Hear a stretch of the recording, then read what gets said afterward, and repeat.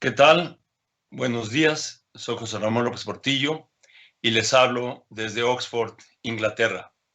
Les agradezco mucho la invitación a esta conferencia, al Congreso Internacional de Innovación Tecnológica, en especial al comité organizador, por haber hecho todos los esfuerzos para que esté yo presente aquí. Saludo y agradezco al público que me está escuchando por hacerlo y por tratar de seguir lo que les voy a decir.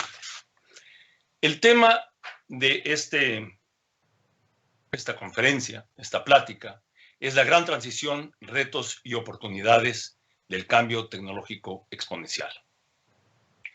Ven ustedes aquí una serie de fotografías que representan diversas visiones del mundo que hemos visualizado en el pasado, distópico, utópico, amenazas, esperanzas, pesadillas, maravillas, porque lo que hemos vivido no es y no va a ser igual a lo que hemos soñado.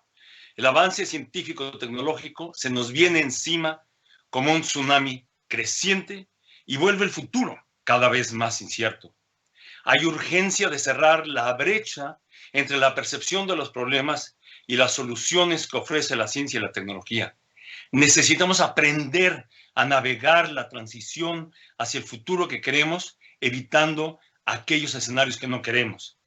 Y el primer paso es entender la naturaleza y dinámica del avance tecnológico. En particular, porque hay poco investigado sobre cómo impactará a países como los nuestros, a países en desarrollo y emergentes.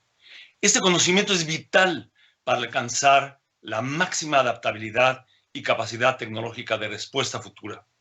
La esencia de este afán es aprender a emprender, aprender a proteger y financiar lo que estamos haciendo, aprender a comprender, medir, comunicar misiones de innovación para superar los problemas específicos que enfrentamos. Ese es el reto principal de la innovación, del emprendimiento de impacto para afrontar los desafíos que se nos vienen encima y aprovechar las grandes oportunidades del avance científico y tecnológico. Y este es mi mensaje principal que quiero dar en esta plática y espero convencerles de su importancia.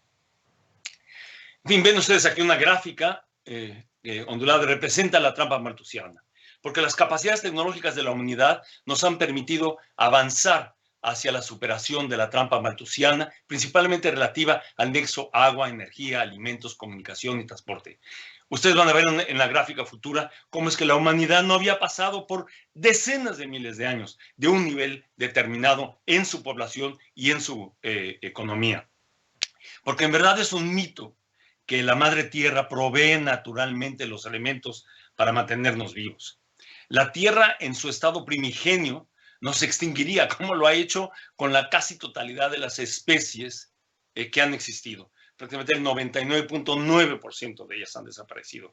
Y su capacidad de carga de la tierra, la escasez o la abundancia de satisfactores, todo en verdad una función de la aceleración tecnológica y organizativa de la sociedad. Los problemas principales de la transición que estamos enfrentando hoy, que son muy distintos a cualquiera del pasado, son el cambio climático y no dejar a nadie atrás. Esas son las dos grandes premisas. Los instrumentos principales que contamos son la innovación y la construcción de una gobernanza que ofrezca igualdad de oportunidades y de seguridades para todos. Su esencia es entender los problemas y responder adaptativamente con soluciones específicas a través de lo que tenemos, misiones de creatividad, misiones de innovación. Es decir, adaptar las tecnologías y el conocimiento existente para resolver problemas específicos y formular nuevas soluciones y tecnologías, técnicas, organizaciones, etc. Aquí ven en esta gráfica un poco lo que les decía. Durante los primeros 1000 años o los últimos 1000 años, prácticamente la economía mundial se mantenía al mismo nivel. La peste negra, la conquista de América, la revolución industrial, pero luego vino la revolución industrial y la revolución científica con la electrificación, la industria automotriz, energía nuclear, computadoras electrónicas, automatización, digitalización inteligente, y aquí nos encontramos. ¿Y hacia dónde vamos? Hay dos posibilidades y solamente dos posibilidades. La de la abundancia o la del colapso, si no resolvemos los problemas que les mencionaba yo. Entonces, el progreso tecnológico, ¿qué es eso? ¿De qué estoy hablando yo? Yo estoy hablando de que si ponemos toda esta información junta, vamos a tener una curva que se aproxima a esta exponencial. Hay varias formas de interpretar lo exponencial. Básicamente, el tablero de ajedrez, pongan ustedes 2 granitos de arroz en el primer cuadrito y lo duplican a 4 en el siguiente. Para cuando llegan a la mitad, ya están en una tonelada o toneladas de arroz. Pero para cuando llegan a los últimos cuadros del tablero de ajedrez, estamos hablando de más de toda la producción de arroz del mundo. Eso es lo que pasa con el cambio exponencial. Y eso es a lo que me estoy refiriendo. ¿Qué es la aceleración tecnológica? ¿Cómo medirla? Bueno, la tecnología tiene muchos medios, muchas capacidades, propiedades para medirla. Su alcance, su rapidez, su eficiencia, su menor costo, su capacidad de alcance y la sinergia, que es la combinación y recombinación de tecnologías. La tasa de innovación y de progreso de tecnologías de punta ha seguido este curso exponencial y lo podría yo probar, pero no tenemos tiempo. No está afectada por recesiones, guerras, conflictos comerciales, ni tampoco por la pandemia. Al contrario, ha sido acelerada por estos eventos.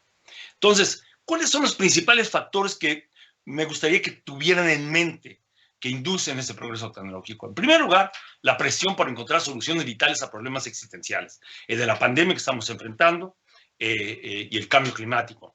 La gestión y aplicación de criterios microeconómicos con fines de lucro. Las empresas luchan por aumentar su lucro y ahora por satisfacer a sus accionistas. Por ejemplo, el manejo de riesgos y ventajas de la digitalización, que es una cosa que tienen que decidir ahora. Las ventajas, otras, las ventajas estratégicas de crear capacidades dinámicas de respuesta y adaptación. Por ejemplo, crear ecosistemas de investigación, desarrollo e innovación. Y pronto voy a hablarles de lo que debe hacer el sector minero en ese sentido. La necesidad de responder a conflictos geopolíticos y a la lucha por la hegemonía mundial, donde Estados Unidos, China, Rusia, Japón, Europa, en fin, buscan la superioridad nuclear, por ejemplo, la superioridad cibernética y ahora ya se habla también de la superioridad en materia de inteligencia artificial. Otro tema es la búsqueda de la supervivencia, reproducción, estabilidad de los regímenes políticos. Los regímenes buscan mantenerse y reproducirse y lo hacen a través de, pues, el encauce de la sociedad o, como lo han hecho otros, el monitoreo y luego el control social. La respuesta a la competencia económico, comercial, internacional y nacional, el diseño y la logística de nuevos productos y servicios es otro de los factores. También, claro, está la curiosidad científica, la curiosidad intelectual, natural, la creatividad académica, práctica, artística. Por ejemplo, les doy un ejemplo, CRISPR-Cas9, que es lo que ha permitido la manipulación genética, fue producto en buena parte de esto. El ritmo de progreso de las tecnologías, le vuelvo a repetir, y es muy importante que lo tengan, no está afectado por la recesión. Y es otro factor que esto justamente lo promueve. Y el problema principal es superar la brecha entre lo que los políticos y los líderes empresariales distinguen como problemas cotidianos y el progreso.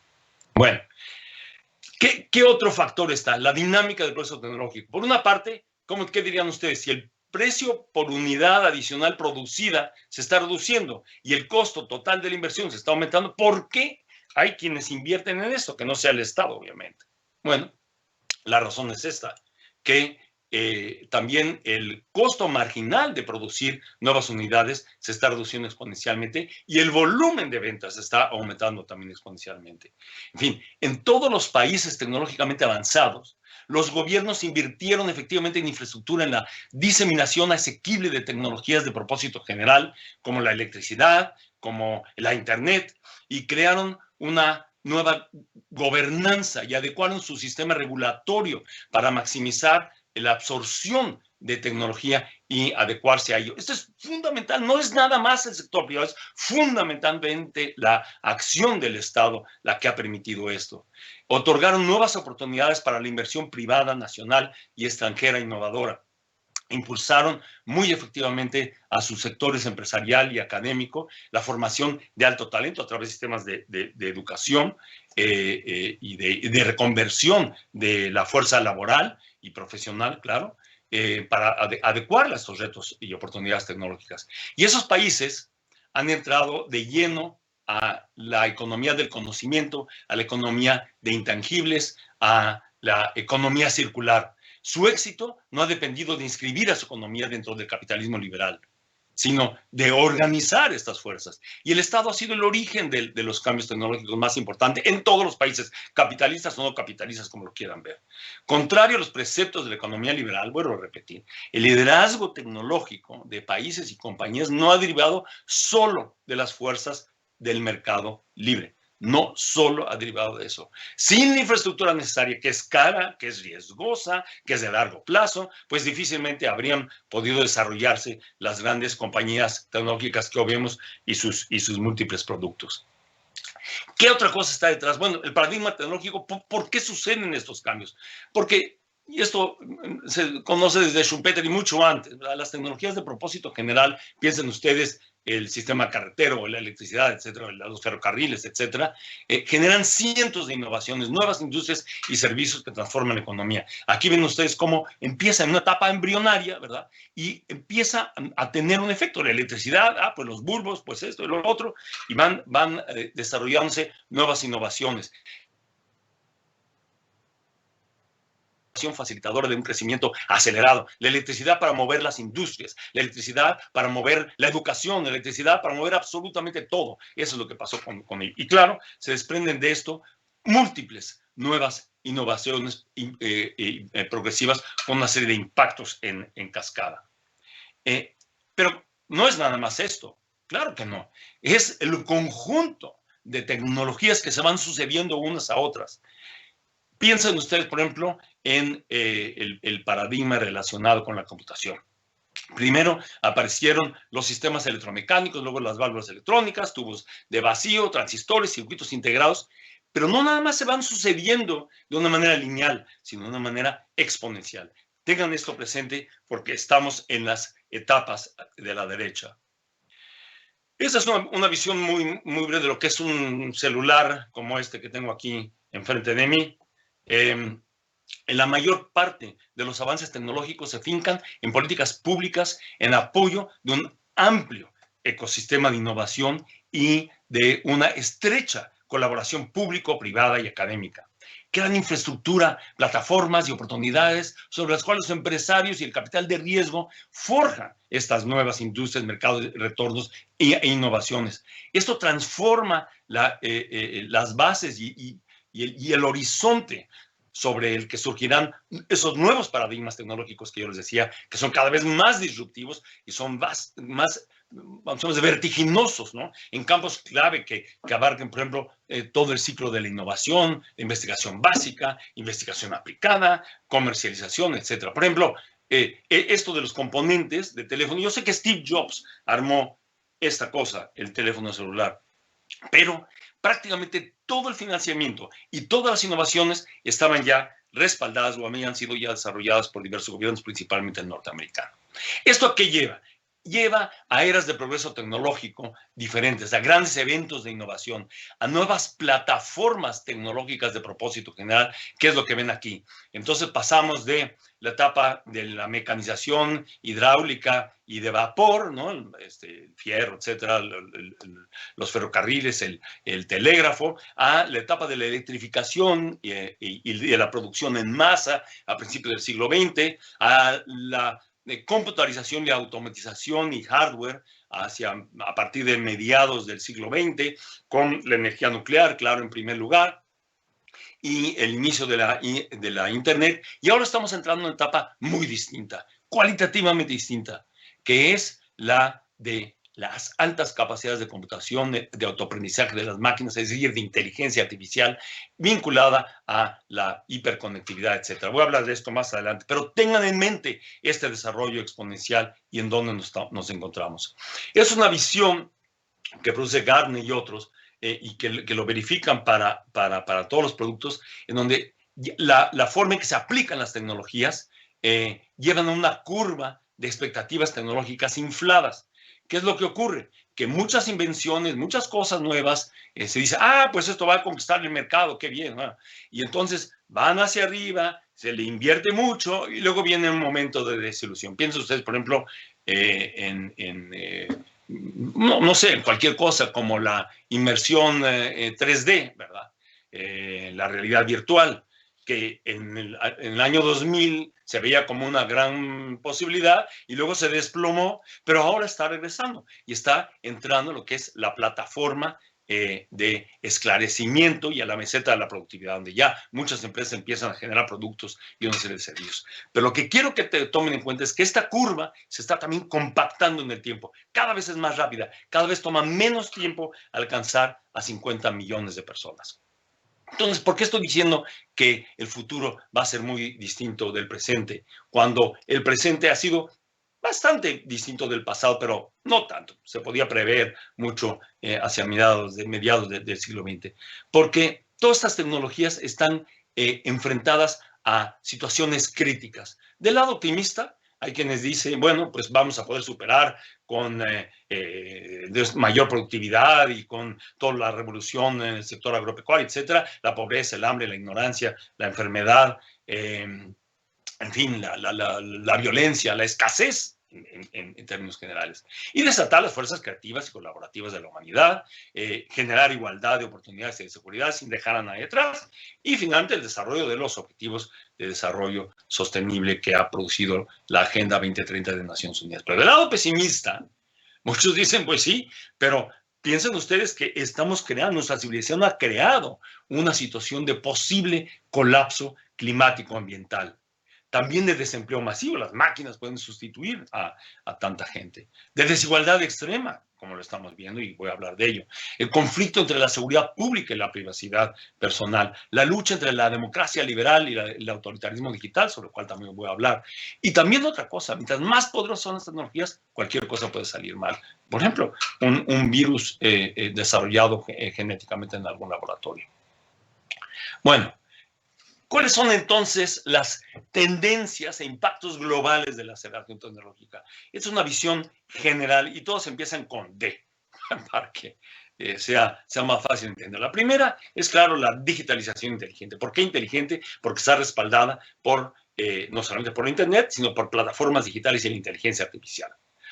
La otra es la desglobalización. Voy a hablar de esto en un momento. La economía del conocimiento intangibles, menor interdependencia. La desmaterialización, nuestra economía, nuestras actividades están desmaterializando. Voy a explicar por qué. Desenergización, desmonetización, desintermediación, descontaminación, desconsumo, desempleo tradicional y tecnológico, desigualdad e injusticia y los desafíos de la digitalización, como el problema de la transparencia informativa que decía yo, y finalmente la gran cuestión, la desdemocratización del mundo y la lucha entre la democracia liberal y el autoritarismo digital. Bueno, vamos a entrar entonces a la digitalización inteligente. Permite la sinergia y la integración de todos los sectores económicos, regiones sociogeográficas y aplicaciones tecnológicas. ¿Qué es lo que ocurre con esto? Ven ustedes esta curva al lado derecho. Lo que ocurre es que todas las transacciones eran simplemente mucho más caras antes de que entrara la Internet. Y con la Internet, el costo de toda transacción, de toda actividad económica se ha reducido sustancialmente. La inclusión de más usuarios lo hace todavía más efectivo, hace más eficiente la actividad económica y permite extender la creatividad y la innovación cada vez más. ¿Qué es lo que pasa? ¿Qué es lo que hace esto? Pues que los costos marginales de nuevas unidades tienden a cero, menor utilización y necesidad de recursos materiales y de energía, lo digitalizable se reproduce fiel, ilimitada y universalmente, piensen ustedes en un programa o en un pedazo de información, lo que sea, emergen nuevos productos, servicios, mercados y negocios, cosas que no se anticipaban ni siquiera hace 5 años y están aquí, aparecen nuevos actores económicos, inducen innovaciones más eficientes de menor costo, mayor productividad de utilidades. Claro, de la otra parte, como estaba diciendo hace un momento, pues pueden generar redundancia laboral, inadecuación de las capacidades humanas, esto capacidad para ser ingeniero electromecánico, pero la inteligencia artificial me va a superar. Y la desigualdad extrema. En fin, es importante entender que hay 4 grandes áreas en que la Internet converge y abaratan todo. La primera es la hipercomunicación, es decir, las tecnologías de la información y la comunicación, telecomunicaciones, cable o actividades de consumo, el transporte y la logística, es decir, nueva infraestructura, construcción, sector inmobiliario, todas estas cosas. Y la energía sostenible, que se hace también mucho más eficiente, no nada más del lado de la generación verde, sino también de la eficiencia en el consumo. Y finalmente la Internet de cosas, que es la optimización en la planeación, uso, interacción de entidades, de servicios, en todos los sectores de la actividad económica. Esta es una visión de lo que es en un modelo muy simplista la inteligencia artificial. Solamente quiero decir esto al respecto, porque no voy a describirlo. Que los sistemas de inteligencia artificial están abarcando prácticamente la totalidad de nuestras actividades económicas, para bien o para mal. Son mucho más eficientes y capaces que cualquier hombre para hacer lo que hacen, pero no tienen la visión contextual que tiene la humanidad. Sin embargo, su eficiencia es extraordinaria y además su capacidad de reproducción es extraordinaria. Entonces, esta es una de las más grandes revoluciones que es cualitativamente distinta a cualquier otra cosa y que está penetrando todo lo que hacemos. Este es interesante, que es la digitalización inteligente está tomando un papel cada vez mayor en la economía digital. Nada más resumo respecto de lo siguiente. Primero, ningún país puede escaparse a esta evolución. Y la inteligencia artificial tiene el potencial de generar actividad económica global adicional en los próximos 9 años ya, de aproximadamente 13 billones, o sea, trillion en inglés, hacia 2030. Es decir, el 16% más del Producto Interno Bruto. Y eso está creciendo exponencialmente. Es decir, estas actividades van a ocupar cada vez más de la totalidad de la economía global. Y estos son parte de los desafíos, porque ¿en dónde estamos nosotros? ¿En dónde quedamos los países latinoamericanos en este contexto? Porque el mundo no está preparado para adaptar estas nuevas tecnologías y estos nuevos advenimientos hacia un progreso sostenible, ni tampoco para empoderar a los más vulnerables. Está ocurriendo justamente lo contrario. Entonces, unas cuantas corporaciones y economías desarrolladas están impulsando la casi totalidad de las plataformas y de las redes de conectividad y servicios digitales y concentran, por supuesto, los beneficios y el poder. Van en aumento las capacidades de control y abuso de estos espacios por parte de gobiernos, de corporaciones privadas y claro, las otras partes negras o oscuras, ¿no? Que es el ciberterrorismo, el ciberataque, el cibercrimen organizado y la Internet negra o oscura, el Darknet, que está también creciendo. En fin, se intensifica el espionaje, el sabotaje, noticias falsas, información irrelevante, etcétera, etcétera. Y en esta gráfica ven ustedes cómo estamos cada vez más expuestos a estas cosas, cómo ha aumentado el número de usuarios de Internet, el acceso a banda ancha en casa, las suscripciones a teléfonos portátiles, etcétera, etcétera, ¿no? Entonces, esto intensifica, por una parte, las agrupaciones de comunidades con ideas afines y cada vez más extremas. Piensen en los fenómenos recientes en Estados Unidos. Persiste un beneficio y acceso desigual a la Internet y a plataformas digitales que lleva, claro, a lo que tantos han advertido que estaba ocurriendo, que son brechas digitales. Por una parte, los que tienen acceso a Internet y lo entienden, los que no tienen acceso a Internet o tienen acceso pero no lo entienden, y de una población como la nuestra, cautiva bajo corporaciones y gobiernos. Se intensifican, por tanto, los ataques a la privacidad personal y de grupos, y todos estamos expuestos a lo que Noah Yuval Harari y otros han calificado como esclavitud digital y pirateo hasta de nuestra biología. Países y grupos sociales no competitivos tecnológicamente, pues están rezagando y caen en la irrelevancia. Esto incluye a empresas y empresas también bien establecidas. Y esto no solo distorsiona los mercados, sino que amenaza a la democracia. Por eso necesitamos pasar a un mundo abierto y más transparente para maximizar la eficiencia y también la productividad y reducir nuestra exposición ahí. Bueno, paso ahora al tema de la desglobalización entre los grandes rubros que yo mencionaba. La economía tradicional está pasando hacia la digital y la de intangibles. Se desintegra el viejo modelo de globalización y desarrollo que estaba afincado en ventajas comparativas y competitivas tradicionales, ¿no? Yo tengo mano de obra barata y tengo productos mineros muy baratos y puedo competir muy bien en los mercados internacionales. Lo que tiene que hacer el gobierno es estabilizar los mercados, ¿no? Pero esto ya cambió, el contexto ha cambiado y aceleradamente. Y se puede ver menor participación laboral y cognitiva tradicional en las cadenas de valor, una mano de obra que está expuesta a la competencia internacional. De hecho, eso fue la globalización, ¿no? Exposición de la mano de obra y de la personal de cuello blanco.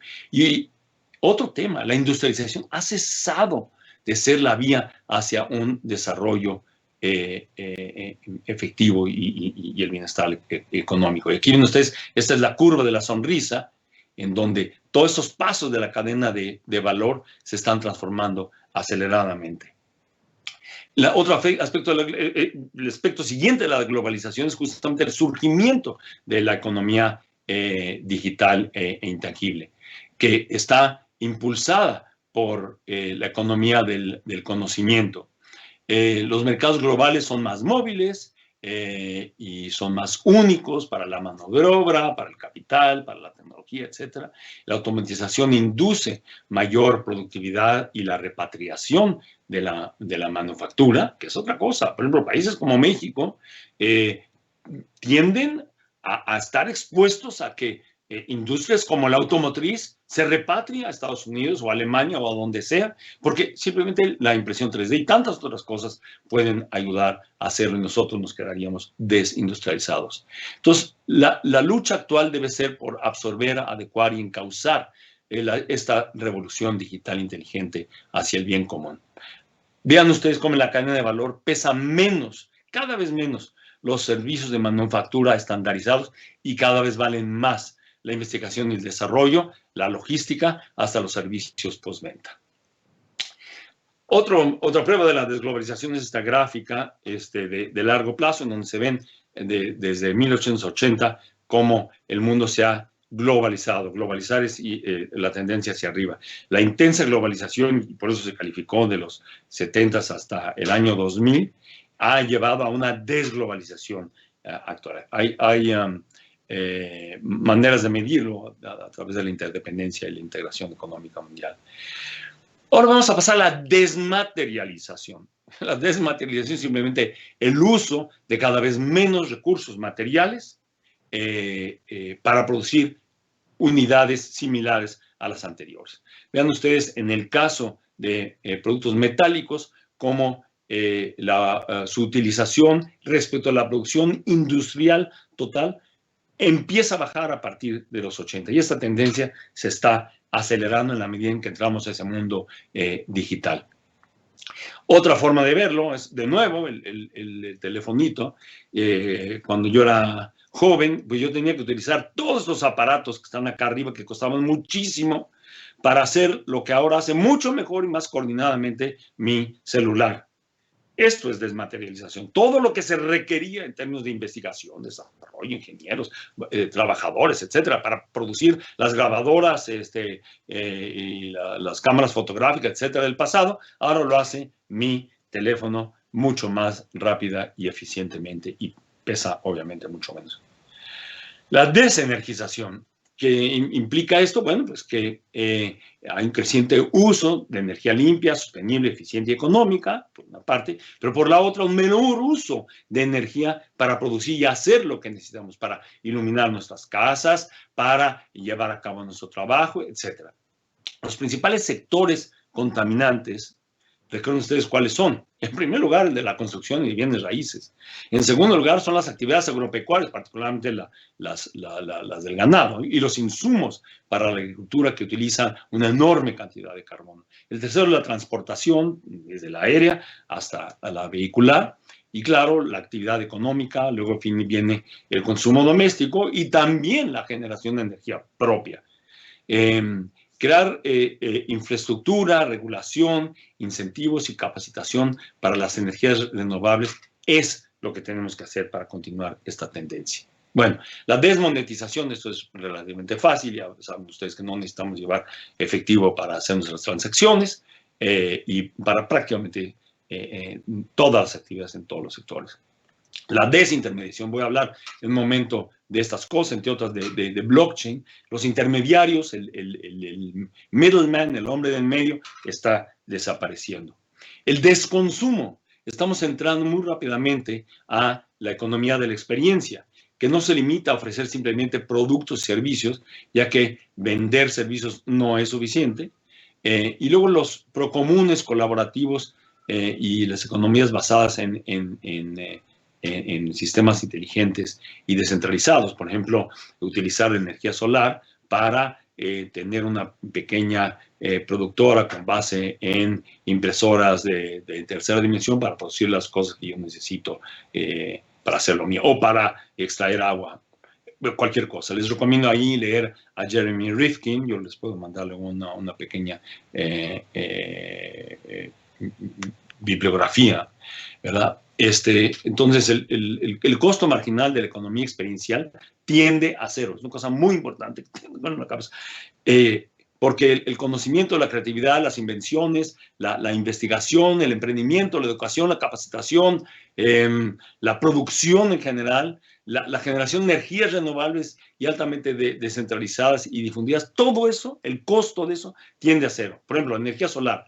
Una vez que instalo mi planta solar, todo el resto de la energía va a ser gratis porque el sol no cuesta nada. Parte del desconsumo, por ejemplo, otra forma de ver el desconsumo, lo que está pasando, por ejemplo, en industria agropecuaria, que les decía yo, se utiliza por tonelada menos agua, menos superficie de cultivo, menos fertilizantes y el tonelaje va en aumento. Es necesario, por tanto, cambiar las formas de producción y modificar los hábitos de consumo, eliminando la carne, que es la tendencia general para reducir el consumo de estas cosas que son altamente contaminantes y destructivos del medio ambiente, etcétera, ¿no? Vean ustedes en la gráfica de la derecha cómo se prevé que la carne cultivada va a aumentar en las próximas 2 décadas, mientras que la carne convencional va a reducirse. Bueno, aquí quiero hablar un poquito de la industria, de la aceleración tecnológica y el futuro de la minería. Porque la minería se ha considerado hasta ahora como un negocio sencillo que mantiene las cadenas de valor integradas y un fuerte control sobre las variables de producción, ¿no? Sin embargo, su entorno global y tecnológico está cambiando aceleradamente. Uno de ellos es la robótica. La robótica cambia la forma de minar y puede desplazar crecientemente empleos a todos los niveles. Igualmente, los gastos de investigación y desarrollo e innovación específicos para la minería lleva al dominio de estas soluciones más automatizadas. La digitalización y la desintermediación y sistemas como blockchain también reducen los costos, inducen a la especialización de productos y de servicios al cliente final, las dinámicas de las redes sociales afectan y abastecen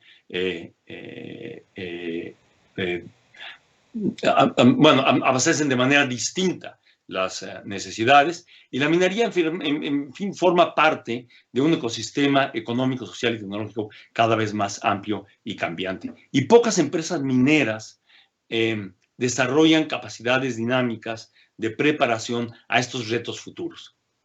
Porque, ¿qué es lo que ha pasado? Pues prevalece la baja confianza sobre capacidades operativas y de cumplimiento de las normas ante la expansión de las capacidades de escrutinio en tiempo real que se están dando. No sé, condiciones de trabajo, la calidad del aire, temperatura, etcétera, ¿no? Y por tanto, la disponibilidad de capital se está restringiendo cada vez más y está condicionada al cumplimiento.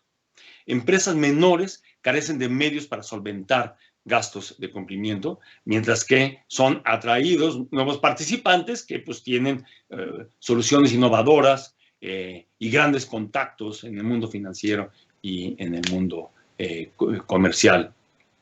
Y a empresas medias y pequeñas se les dificulta, mineras, se les dificulta maximizar los retornos a la velocidad de adopción de las nuevas tecnologías y las tecnologías mineras en particular. Entonces surgen empresas no mineras, a menudo rentables tecnológicamente y avanzadas y conocedoras de marcas y de este otro mundo, ¿verdad? Por ejemplo, piensen en Tesla, de Elon Musk, o ¿cómo se llama? Telstra, creo que sí, en telecomunicaciones. El impacto entonces de patrones de consumo cambiantes y de la economía colaborativa está agudizando este panorama. Muchas empresas se ven inducidas a compartir activos entre ellas o con otras industrias. Por ejemplo, consumo de dispositivos de alta conectividad y alta capacidad computacional ha inducido el surgimiento de la demanda y de los precios de minas como las de litio y de tierras raras, mientras que se colapsa el precio, por ejemplo, de otras como la del carbón tradicional. En fin, todo esto distorsiona las ventajas competitivas tradicionales del sector minero y comprometerá la confianza pública también en su capacidad operativa y de cumplimiento. El alto costo de ganarse la confianza combinada con el acceso ilimitado a capital externo o nuevas ideas, pues favorece a las empresas muy ricas y también a las innovadoras. Bueno, esto es básicamente una visión de lo que está pasando, a dónde vamos. Ya lo he explicado un poco. La crisis pandémica, económica, ambiental, creo que ha probado la importancia vital de tender puentes con la ciencia y la tecnología. Se inscribe en un proceso de aceleración que lleva décadas, de aceleración tecnológica que lleva décadas, y de dinámicas globales que están gestando una economía repito, como esta del conocimiento intangible circular, donde las nuevas monedas de cambio son la información, el talento digital y la cooperación. La inversión en capital humano, en creatividad e innovación, están directamente relacionadas con el crecimiento económico, como lo demuestran las teorías del desarrollo endógeno, como recientemente recibió el premio Nobel Paul Romer, que es uno de los proponentes de esta idea, ¿no? El crecimiento endógeno está afincado en la creación de estos sistemas de creatividad y de innovación. Y en esto, pues los mercados laborales y de bienes y servicios se digitalizan bajo sistemas cada vez más inteligentes y ubicuos, se desplaza la intermediación, como he dicho, persisten peligrosas asimetrías, eso sí, entre nuestros países y entre sectores dentro de nuestros países, y se están colapsando actividades tradicionales. Las ocupaciones predecibles, rutinarias y de menor nivel educativo enfrentan desempleo y bajos ingresos. ¿Y quiénes son los ganadores? Pues son los creadores de nuevos productos, de servicios y de modelos comerciales. Y es cada vez más difícil lograr un equilibrio entre los trabajadores humanos, los robots y los algoritmos, salvo en la necesidad de crear una nueva infraestructura para estas tecnologías, como lo voy a hablar en un momento.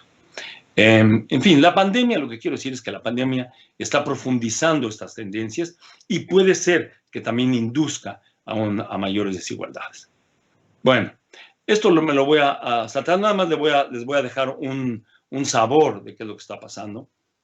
El desempleo tradicional se muestra en todos los ámbitos. La participación del trabajo en el PIB está reduciendo, mientras que la productividad del trabajo sigue para arriba, su remuneración por hora va para abajo. Hay una relación entre el uso de la computadoras normales de todo tipo y las ocupaciones rutinarias. Vean ustedes en esta gráfica cómo las dos llevan la misma tendencia. Más computación, menos trabajo. De oficinas llenas de empleados a oficinas sin empleados, de fábricas con trabajadores a fábricas sin trabajadores, y este desempleo está empotrado en la economía que está detrás de esto. El costo laboral sigue creciendo, pero el precio de los robots van para abajo.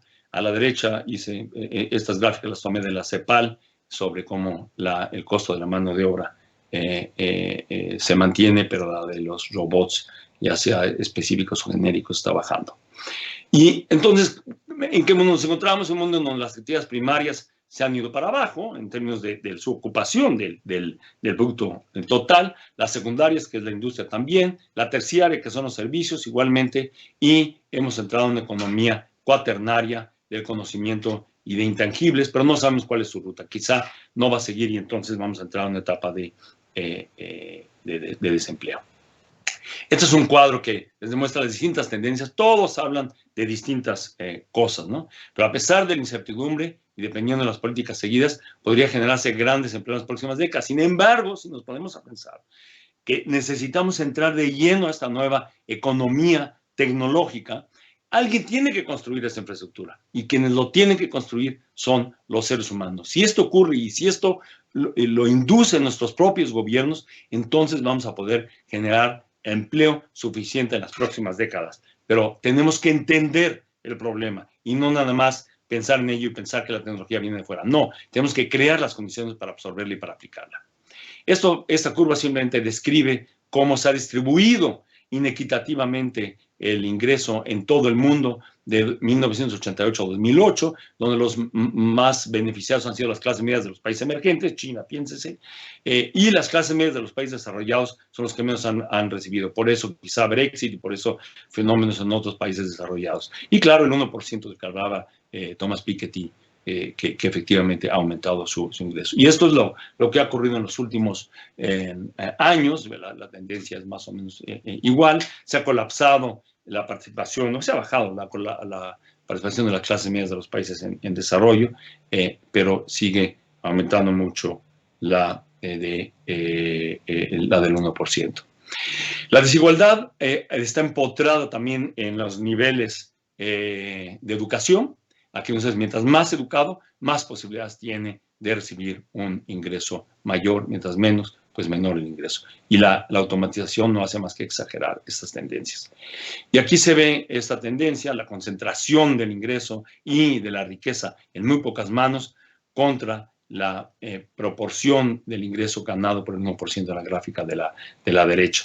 Todas las economías desarrolladas tienen esta tendencia a favorecer a los más ricos y a los más poderosos. Sin embargo, a nivel de países, bueno, por China y India y otros, la tendencia de la desigualdad a nivel global se ha reducido levemente. Esto implica una convergencia, pero ya veremos qué es lo que pasa con la aceleración tecnológica.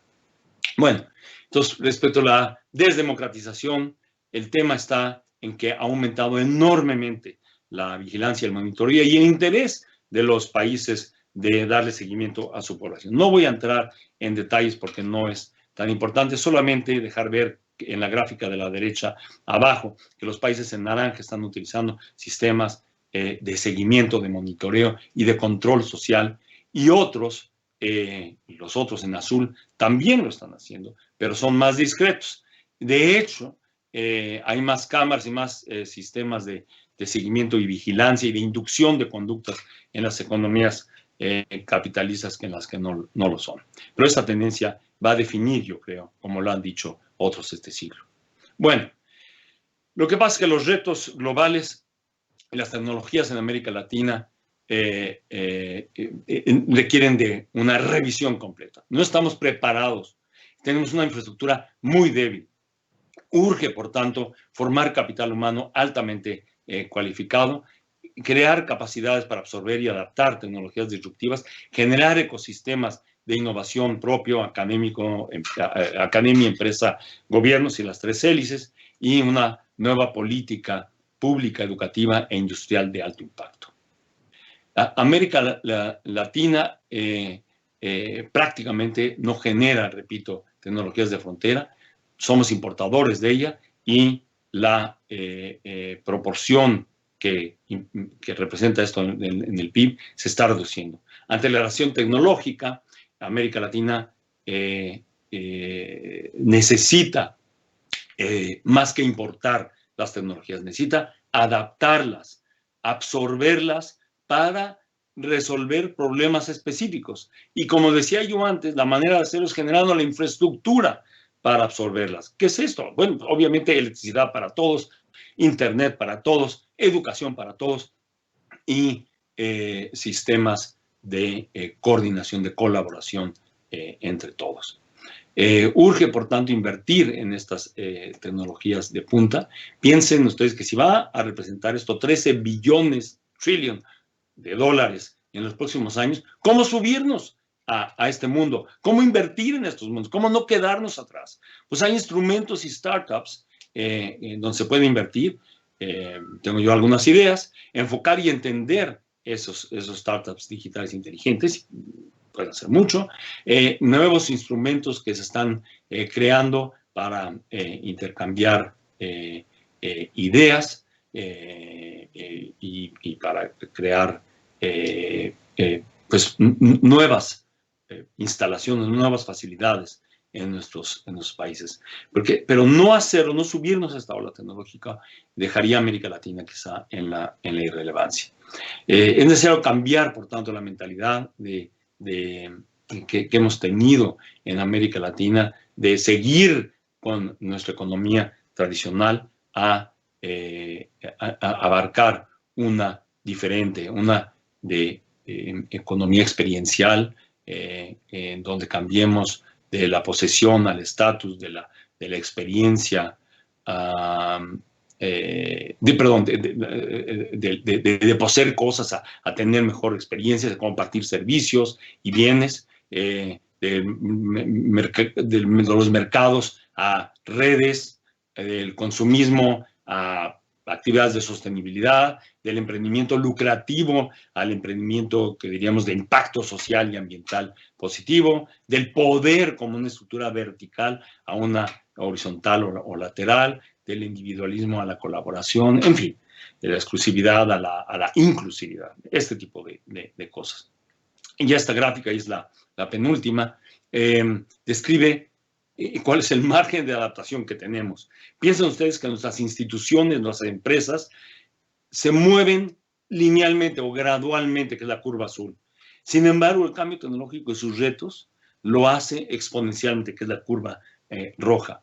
Y esto demanda de una alta adaptabilidad institucional para hacer frente, porque el margen de adaptación organizativa y de gestión se nos está reduciendo muy, muy rápidamente. Y la única manera de hacerlo, vuelvo a repetir, es subirnos a la ola tecnológica. Bueno, finalmente quiero decir, este es el modelo de innovación. Las medidas de preparación dependen del contexto en el que se inscribe, en este caso, pues, el sector minero y cada empresa. En los casos de máxima tensión competitiva, los mineros, por ejemplo, ya no pueden permitirse el lujo de enfrentarlos solos. Requieren conformar un sistema un ecosistema de innovación más amplio y colaborativa, evitar que la innovación sea solo reactiva, ¿verdad? Orientada a mantenerse al día con reglas y vigilancia cada vez más estrictas, mantener, digamos, una cartera de minas que facilite la continuidad del negocio a nivel mundial, saber en dónde pueden cerrarse las operaciones si es que fuera necesario, invertir en convertirse en socios preferidos de estos nuevos sistemas a partir de las ventajas que tiene cada minería. Y es fundamental compartir información y construir relaciones productivas con reguladores mineros y hacedores de política. Ellos tienen que entender el problema y cuál es la encrucijada en la que se encuentran. Y claro, lo de siempre, encontrar financiamiento de estrategias de largo plazo. En contextos de entrada de nuevos intereses y de participantes, ¿qué es lo que está pasando? Y ustedes tienen una empresa mexicana, por ejemplo, el Grupo México, entre otras, trabajando en Perú, pues claro, se puede colaborar, pero los mineros tradicionales pueden estar en desventaja, como decía yo antes, respecto de otros nuevos entrantes, ¿no? Pues tienen limitaciones en su investigación, desarrollo, innovación y en aportar nuevas ideas a viejos problemas. Es necesario entonces modificar la organización y las políticas hacia el riesgo, hacia entender el riesgo, desarrollar, digamos, habilidades y talento, tanto operativo interno como gerencial para desarrollar marcas y mejores productos. Cada minería le conviene premiar, yo creo, la colaboración y incentivar a todos los empleados a trabajar juntos y a innovar. Y ya para estrecharlo más, y estas son mis últimas palabras, existe un desajuste fundamental entre el ciclo de vida de los, en este caso, vamos, de los activos mineros y el ciclo de vida de las tecnologías y la habilitación tecnológica. Y por eso es fundamental cerrar ese sistema de investigación, desarrollo e innovación, porque está alterando en el caso de la minería, todo el sector, y es vital darles seguimiento de manera colaborativa. Los rápidos avances en tecnologías de vanguardia, como lo mencionaba yo antes, la robótica, operaciones remotas, etcétera, que cambiarán en los próximos 5 a 10 años y lo harán exponencialmente. Y después más aceleradamente. Los activos más pequeños, de vida más corta, con menores costos de capital, se vuelven, por tanto, se vuelven más viables. Es necesario centrarse en los vínculos entre los productos mineros y su uso final, considerar las preferencias y las demandas del consumidor final para generar una diferenciación de productos. Y las empresas mineras deben reconocer la necesidad de cambiar su estrategia de talento, ¿no? Abrir su cultura para acoger estas nuevas ideas, buscar talento diverso, incorporarlo a su organización y generar las diferencias dentro de la organización. Y una cosa que con esto prácticamente termino, el uso de blockchain. Yo creo que blockchain puede ser útil en la exploración de su aplicación para verificar de forma más segura y irrevocable la procedencia de materias primas en todo producto. Rastrear e intercambiar información digital sobre minerales específicos, sobre su volumen, sobre su ubicación, con etiquetas geográficas, por ejemplo, similares a lo que se hace ya con los diamantes, porque el seguimiento, transparencia y registro en toda la cadena blockchain, desde la procedencia, propiedad, extracción y técnicas utilizadas, impacta ambiental, social y económicamente la distribución y la venta de cada parte mineral, por más pequeña que sea. Y este registro monitoreable en cosas como blockchain y seguro de datos de minerales comienza antes de ser extraído. Y esto permitiría, como esto ya lo saben, no estoy repitiendo lo que ya saben, permitiría conocer y crear la liquidez y el mercado para cada mineral específico y que puede ser comercializado previo a su extracción. Y la combinación entonces de todas estas tecnologías de las que he hablado, inteligencia artificial, Internet de cosas, logística, financiamiento comercial, libre de intermediarios, multiplican el potencial de la minería. Con esto termino. Les agradezco muchísimo su tiempo.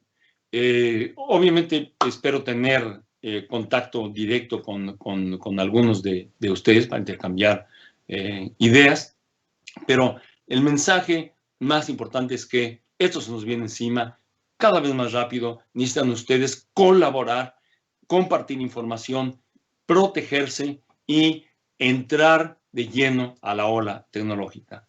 Les agradezco por su tiempo y estoy a sus órdenes. Gracias.